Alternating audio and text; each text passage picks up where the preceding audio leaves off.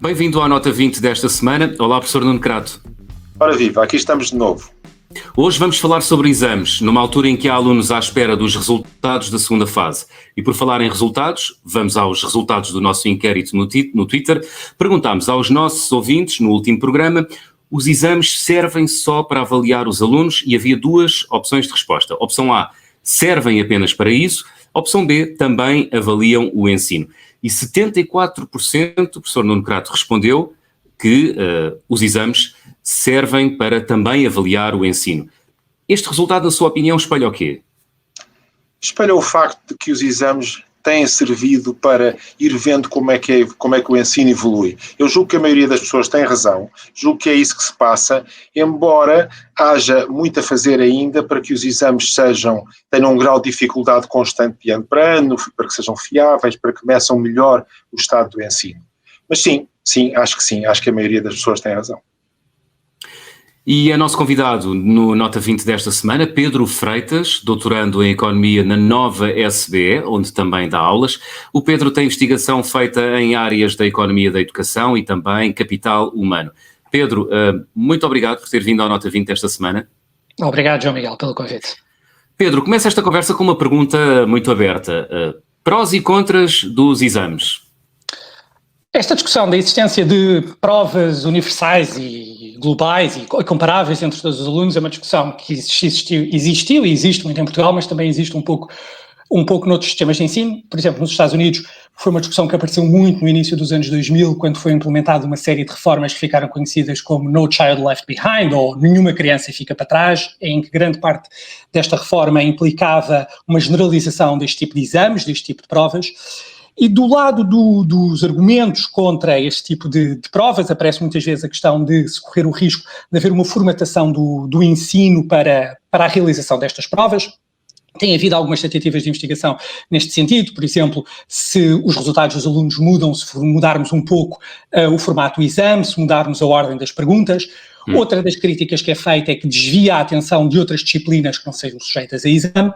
Por sua vez, do lado dos argumentos a favor, para além da informação que dá aos pais, aos alunos, ao sistema, também o facto de criar aqui objetivos, de criar aqui metas de aprendizagem, que são comuns para todos e que podem criar um incentivo, sobretudo para aquelas escolas que têm um ponto de partida mais difícil, em tentar atingir estes objetivos no final, numa prova que será igual para todos os alunos. Uhum. E o que é que nos diz a literatura científica sobre os exames? Há alguns estudos sobre a realização destas provas, destes exames. Eu destacaria aqui dois. A meio dos anos 90, começou a haver a generalização destas provas em Chicago. No terceiro, sexto e oitavo ano, em leitura e matemática.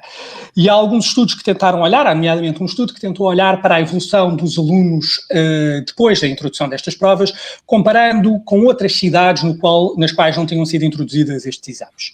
E a conclusão a que se chegou é que havia impactos positivos, ou seja, a introdução destes exames levou a impactos positivos destes alunos de Chicago comparado com alunos de outras cidades americanas, e que estes impactos negativos eram mais fortes para escolas cujo ponto de partida era mais baixo, portanto, ou seja, não era um impacto heterogéneo, não era igual para todos, era melhor para aquelas cujo ponto de partida era menor.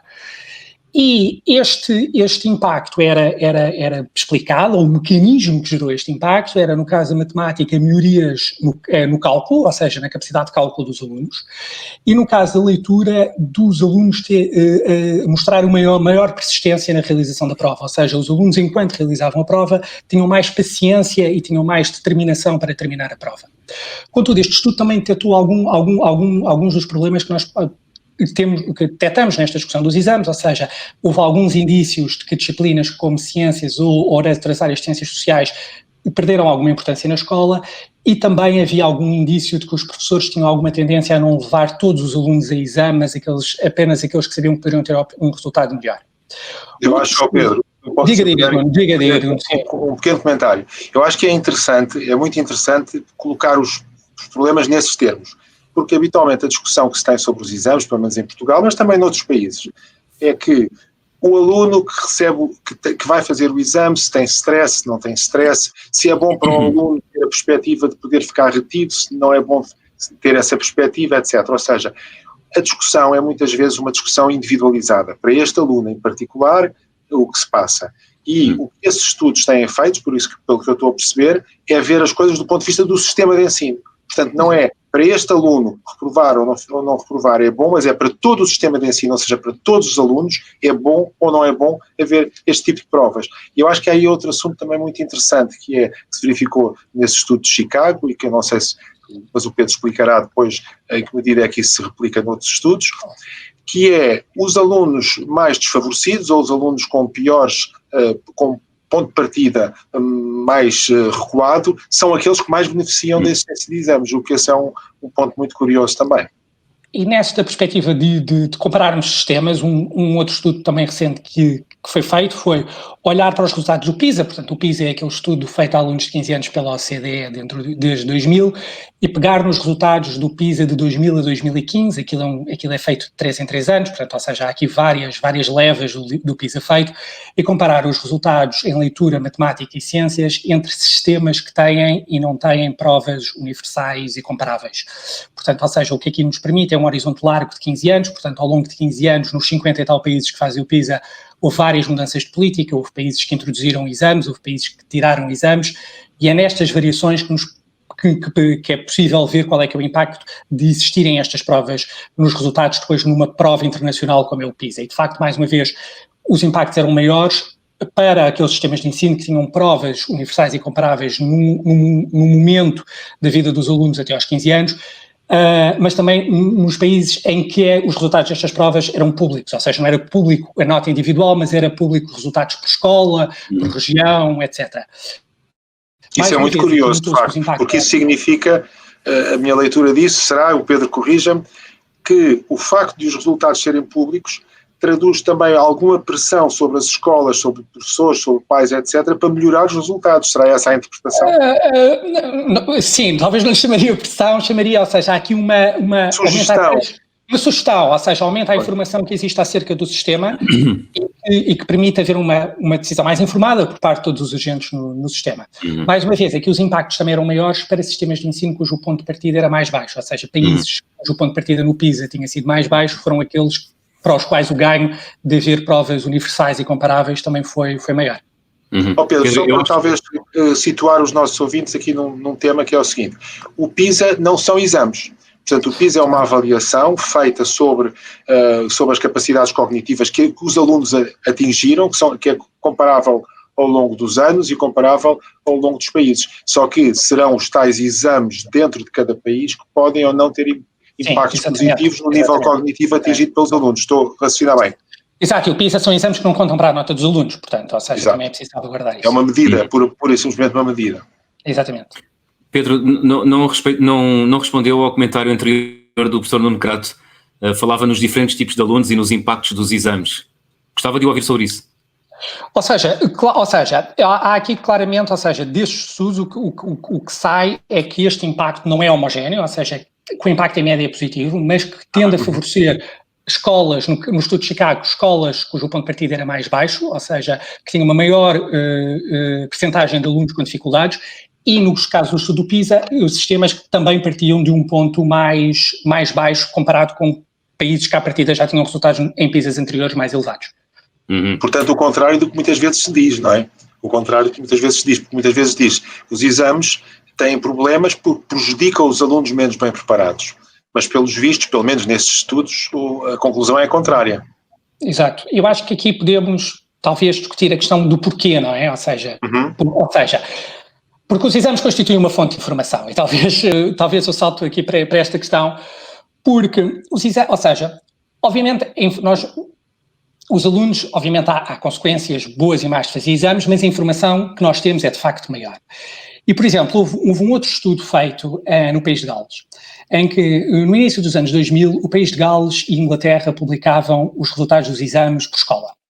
E a partir do início dos anos 2000 o país de Gales deixou de reportar esta informação.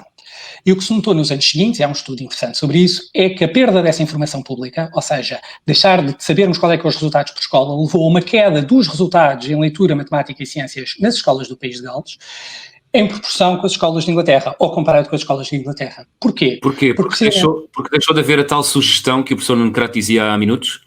Exatamente, ou seja, deixou de haver uma informação que cria um incentivo para a escola obter melhores resultados. Eu penso que o problema que nós temos em Portugal, e agora ligado à nossa realidade, e muitas vezes talvez nos leva a ter a discussão dos exames, é que nós também temos exames, e esta informação também é pública. Eu acho é que nós temos aqui também uma oportunidade de usar melhor a informação dos exames, porque nós sabemos que muitas vezes uma das resistências que existe aos exames e à informação é porque depois nós temos sempre, todos os anos, aquelas listas dos rankings, que são listas um bocadinho secas e um bocadinho tétricas, e que não nos dizem genuinamente muito sobre as escolas, porque nós sabemos que as escolas trabalham em contextos diferentes, trabalham em realidades diferentes. Eu acho que um dos pontos importantes de trabalharmos para a discussão é, os exames trazem-nos informação, mas eu acho que nós podemos fazer melhor com essa informação. Portanto, antes de pensarmos em não termos esta informação, como é que a podemos usar melhor? E vou dar uma sugestão. E como? Como é que se pode fazer, exatamente. Por exemplo, nós temos os exames do 12º ano e temos os exames do 9º ano a língua portuguesa, imaginemos. Por exemplo, nós podemos medir entre o 9º e o 12º, entre o exame do 9º ano e o exame do 12º ano, qual é que é o contributo que a escola faz para a evolução do resultado dos alunos entre o 9º e o 12º ano. E o que é que isto nos diz? Por exemplo, nós teremos escolas que se calhar estão em meios complicados e em que têm uma população escolar difícil, mas que se calhar, dado o seu ponto de partida no 9º ano, se calhar conseguem fazer contributos entre o 9º e o 12º ano maiores do que outras escolas que estão em ambientes mais favorecidos no mesmo horizonte entre o 9º e o 12º ano. E o que é que, ou seja, é termos uma medida de valor acrescentado ao longo do secundário. Que nos pode dar uma perspectiva nova, por exemplo, e que nos pode, sobretudo, ajudar a olhar para as escolas não em função do valor absoluto de tem 10.8 média, ou 12, ou 14, ou o que seja, mas em função do contributo que elas fazem dada a realidade em que se inserem. Por exemplo. Agora, se não houver avaliação, isso não é possível fazer, não é? Portanto, é bom que haja avaliação e é bom que a avaliação seja fiável. Exato, eu acho que nós, para além de termos uma discussão, os exames da informação, eu acho que nós temos que discutir como é que nós podemos tornar esta informação mais interessante, não só para todos, para os vários agentes, mas também do ponto de vista de política pública, mas não de um ponto de vista punitivo. Ou seja, se nós identificamos uma escola, por exemplo, consegue acrescentar sucessivamente, o que consegue acrescentar aos alunos entre o 9º e o 12º ano é relativamente mais baixo, não de um ponto de vista punitivo, mas podemos tentar usar estes dados para perceber o que é que falha nesta escola, que recurso é que esta escola poderá precisar e que não tem.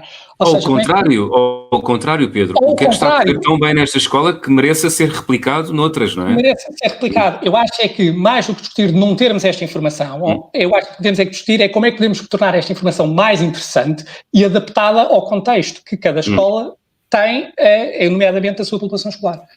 A sua resposta matou quase a minha próxima pergunta. Professor, diga. Ia fazer um comentário? Diga. Eu ia fazer uma sugestão ao Pedro que ele explicasse um pouco melhor como é que é possível chegar a estes resultados, porque são coisas difíceis de estudar. Nós não podemos pegar num aluno e fazer exame e depois dizer ao aluno, olha, agora vamos voltar atrás e não vais fazer exame e vamos ver o que é melhor para ti. Quer dizer, não é possível, isto é uma questão de ficção científica, só na ficção científica. Portanto, é preciso medidas agregadas que nos permitam chegar a conclusões sobre isto, ou seja, é preciso comparar sistemas e sem a intervenção direta do observador. Não sei, julgo que o Pedro podia talvez explicar isto um pouco, porque são coisas tão difíceis de estudar que estes estudos merecem ser vistos também desse ponto de vista. O que é que eles conseguiram? Como é que eles conseguiram obter dados para isto? Sim. Voltando ao caso de Chicago, por exemplo, ou seja, o que o estudo fez foi, por exemplo, pegarem Chicago e pegarem 3 ou 4 outras cidades comparáveis, ou seja, nas quais não existiram exames, e depois comparar a evolução de Chicago, onde existiu esta variação de política, onde houve esta mudança de política, com outras cidades onde não houve mudança de política. Por exemplo, também já houve estudos de introdução de exames na Alemanha. Por exemplo, a Alemanha tem um sistema, portanto, são estados federados, mas cada estado tem autonomia na decisão de existência ou não de exames. Por exemplo, também já houve estudos na Alemanha, porque há alguns estados que introduziram exames e outros estados que não introduziram exames. Ou seja, e comparando estados que introduziram com estados que não introduziram, qual é que é o impacto entre alunos que estão num estado e alunos que estão noutro estado. Ou seja, é este tipo de exemplos que nós precisamos de encontrar para encontrar aqueles que foram sujeitos a uma determinada política versus aqueles que não foram sujeitos a uma determinada política.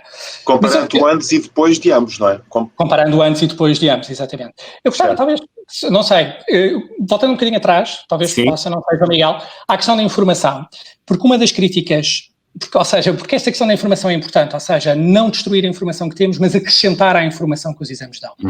E um dos riscos também se diz sempre dos exames, que é serem redutores, e de facto podem ser redutores se nos focarmos apenas neles, mas são redutores, então na mesma medida em que nós queremos melhorar a informação que os exames nos dão, também devemos investir na informação que temos em relação às escolas, ou seja, que outras informações acerca da forma como a escola está a contribuir para os seus alunos nos podem dar uma perspectiva mais alargada.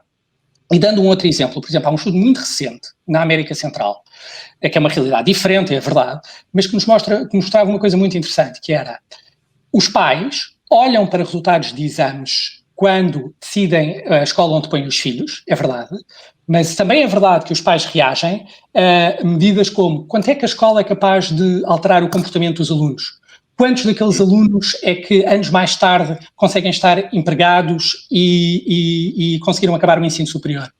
Ou seja, nesta discussão, a discussão sobre os exames é muito uma discussão em torno da informação e das limitações que esta informação nos dá, mas de facto achamos que nos dão informação limitada, então vamos melhorar a informação que ela nos dá, usando os dados dos exames, e se de facto nós achamos, como é verdade, que as escolas não devem avaliar só uma dimensão, mas devem avaliar várias dimensões, então vamos também melhorar a informação que temos acerca das escolas e do impacto que elas têm agora e no futuro dos alunos. Eu acho que esse é que é o desafio, que é, até para percebermos que exemplos bons é que temos, e naqueles que correm menos maus, que políticas públicas é que podemos ter para ajudar as escolas que não estão a contribuir em diversas dimensões, de forma das escolas que não estão a contribuir tanto para a progressão dos seus alunos. Pedro Freitas, não temos mais tempo. Muito obrigado por se ter juntado à edição desta semana do Nota 20. João, e obrigado. Se quiser saber mais sobre o tema dos exames, o Pedro Freitas, em coautoria com o investigador Hugo Reis, publicou há dias um artigo na Iniciativa Educação chamado Exames a Exame. Professor Nuno Crato, sobre esta questão dos exames e das suas vantagens e desvantagens, prós e contras, temos 45 segundos, peço-lhe 3 notas muito rápidas. Muito bem, primeira nota, é preciso avaliar o impacto dos exames sobre o sistema educativo no seu conjunto e não estarmos a olhar só para casos individuais, que também importam, mas não estar a olhar só para casos individuais, estar a olhar para a melhoria do sistema. Segunda nota, dão informação, mas é preciso mais informação. Terceira nota, é muito importante olhar para o valor acrescentado, ou seja, olhar para as escolas e pensar como é que as escolas vão evoluindo ao longo do tempo e o que é que vão acrescentando aos seus alunos e não olhar só para os resultados médios. Muito bem. Diria que são estas 3 conclusões, talvez. E cumpriu o tempo. Antes de fecharmos o programa, deixamos a habitual pergunta para os nossos ouvintes no Twitter. A pergunta que fazemos esta semana é: há uma diferença significativa entre uma criança entrar com 5 ou 6 anos na escola? Opção A, sim, pela sua maturidade. Opção B, depende da criança. Acho que está tudo, professor Nuno Crato. Também me parece que sim. Até para a semana. Até para a semana.